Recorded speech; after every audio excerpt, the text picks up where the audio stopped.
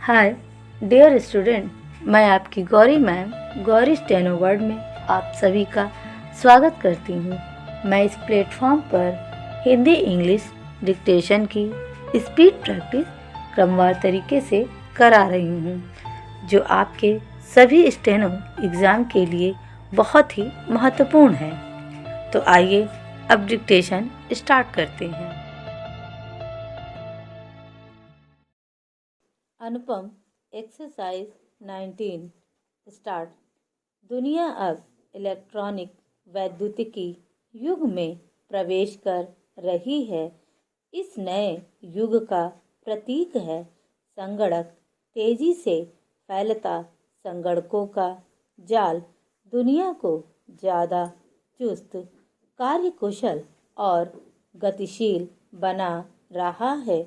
समृद्ध देशों में तो स्थिति यह है कि घर हो या दफ्तर या कोई कारखाना, संगणक हर जगह सेवा के लिए हाजिर है।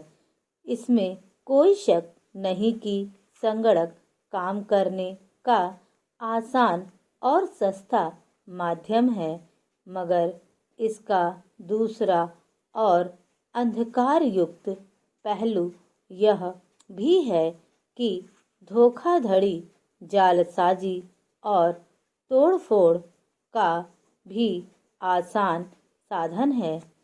इसने अपराधों की एक नई किस्म को जन्म दिया है, जिन्हें आज संगणक अपराध के नाम से जाना जाता है। जैसे जैसे संगणकों का जाल फैलता जाएगा, वैसे वैसे संगणक अपराध भी उसी अनुपात में बदलते जाएंगे। कई संगणक विशेषज्ञों का कहना है कि संगणक अपराध आज भी बड़े पैमाने पर होते हैं, मगर उनमें से सिर्फ 10% ही सामने आ पाते हैं।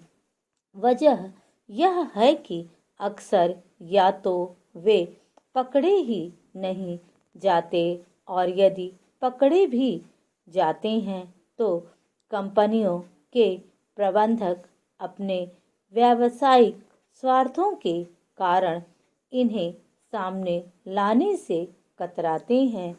एक जाने माने संगणक विशेषज्ञ हान पार्कर का दावा है कि संगणक अपराधों से अमेरिकी कंपनियों को हर साल 500 करोड़ रुपए की हानि होती है। संगणक कंपनियों के मालिकों का आरोप है कि पार्कर महोदय तिल को ताड़ बनाकर पेश कर रहे हैं। उनके आरोप में ज़्यादा दमखम नहीं है। वैसे संभव है कि प्रलय के अन्य मसीहाओं की तरह पार्कर ने भी आंकड़े बहुत बढ़ा चढ़ा कर पेश किए हों, मगर इस हकीकत को कैसे झुठलाया जा सकता है कि संगणक अपराधों में अक्सर बहुत बड़ी रकम की हेराफेरी होती है। एक सर्वेक्षण के अनुसार औसत संगणक घपला $5 लाख का होता है, जबकि परंपरागत ढंग से होने वाले घोटाले में औसतन $2500 की हेराफेरी होती है। संगणक घोटालों की खूबी यह है कि इनमें अपराधी संगणकों की प्राविधिकी को ही उसके खिलाफ इस्तेमाल करता है। ज़्यादातर अपराधी संगणक केंद्रों के कर्मचारी ही होते हैं। पहले वे संगणकों के कामकाज की बारीक से बारीक जानकारी हासिल करते हैं, फिर उस जानकारी का इस्तेमाल कर संगणकों को ठप कर देते हैं। संगणकों की अपनी कार्यविधि भी बहुत हद तक संगणक अपराधों के लिए जिम्मेदार है। इसमें तथ्य या आंकड़े वाउचर या कागजों पर नहीं, चुंबकीय टेपों पर अंकित रहते हैं। इसलिए अपराधी को कागजों में घोटाले या जालसाजी करने की जरूरत नहीं पड़ती। संगणकों का सारा काम उसे दिए गए आंकड़ों और कार्यक्रमों के मुताबिक होता है। इनमें हेर फेर करके अपराधी मनचाहा लाभ उठाकर भी बेकसूर बना रह सकता है।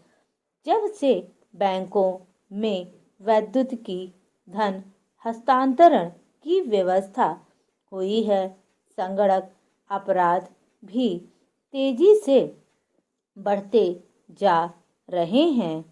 यूं तो यह बड़ी आरामदायक व्यवस्था है। इसमें वैद्युतिकी संकेतों के जरिए पलक झपकते बड़ी से बड़ी रकम हस्तांतरित हो जाती है। पहले धन के हस्तांतरण के लिए हस्ताक्षर लिए जाते थे। वैद्युतिकी व्यवस्था में सिर्फ आंकड़ों और संकेतों से काम चल जाता है, जिन्हें सिर्फ धन हस्तांतरण करने वाला अफसर ही जानता है। स्टॉप।